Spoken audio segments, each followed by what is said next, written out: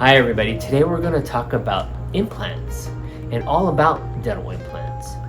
And one of the things that people don't talk about enough about implants is, well, what do you do to maintain a dental implant?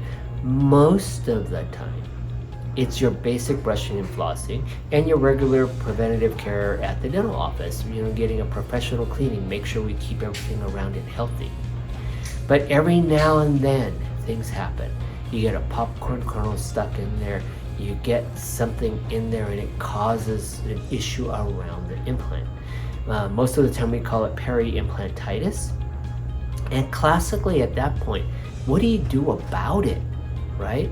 A lot of times, what we can do is merely remove the abutment and the crown on top of the implant and clean out the foreign object, the item, the food stuff, and put a tissue former back on and let it heal again. When it gets to be more extensive than that, then we need to do that, as well as refer you to the periodontist, and they'll go ahead and maybe do a little bit of surgery and bone grafting there, and then let that heal, and then we can put the crown back on.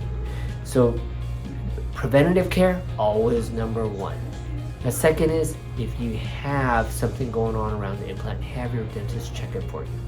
And we'll make sure that it stays there and stays healthy for a long time.